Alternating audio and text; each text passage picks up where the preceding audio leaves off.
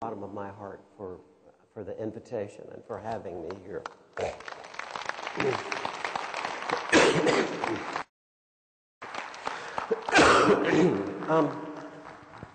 Well, from the point of view of what I do or my profession, interest professionally is very unusual. So I think I should begin by explaining how I came to do this particular research that I do. When I was a child of 7 years old, I became very interested in astronomy, which remains one of my lifelong interests. And I built my first telescope at the age of 8 and decided at that very early age that I wanted to devote my life professionally to astronomy. I was also very interested, beginning in high school, in psychology and also in philosophy. So at the age of 18, in 1962, I went to the University of Virginia in Charlottesville, Virginia, with the idea of becoming an astronomy major. Also, as I said, I had a very great interest in, thank you. Thank you so much. Thank you. Thank you. Also, this interest in philosophy. So within my first few days at the University of Virginia, in reading Plato's Republic, I decided that's what I wanted to do. So at that very moment, I decided to become a philosophy major. I should also explain a little bit about my religious background, which was essentially zero. My father was a surgeon, and if you've ever known any surgeons, you know that they have a very difficult personality. If you think about it, what sort of person is going to have the courage or whatever to cut open people? I think he was a very, very tough person. And also, he was a professional military officer. And perhaps you also know someone who's a professional military officer.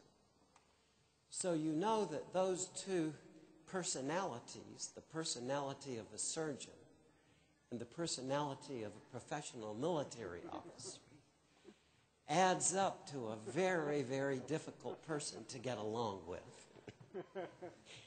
And for that reason, and from his background, my father was not religious.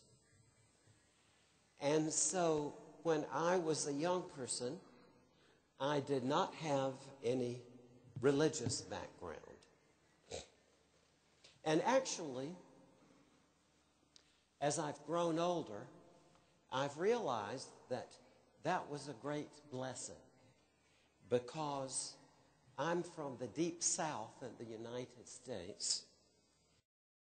As you may know, in the deep south, there's a lot of very fundamentalist religion and very severe kind of thinking.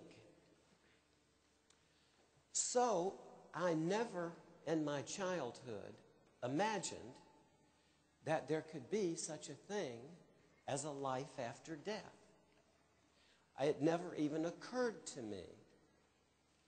I had decided from my own background in astronomy that when you die, your body dissolves into pieces and your consciousness disappears at that time. And yet, in my first year at the University of Virginia, I was very impressed with the writings of the ancient Greek philosopher Plato. As a matter of fact, to this day, Plato is my favorite writer. I read everything that Plato wrote many times, and as a university professor, I have had the very great honor of teaching courses on Plato over 30 times. And so, my first year in college, reading the Republic, Plato's Republic, at the very end of the Republic, there's a story of a warrior whose name was E-R. And was from Armenia. And was believed dead on the battlefield. But as the other soldiers were preparing to burn his body for the funeral, he suddenly sat up and he told them a story of going into another world during this time in which his friends had believed that he was dead. And Plato obviously was very deeply impressed by this story. So the fact that Plato, my hero, took this seriously was the first time in my life that I began to consider the possibility of life after death.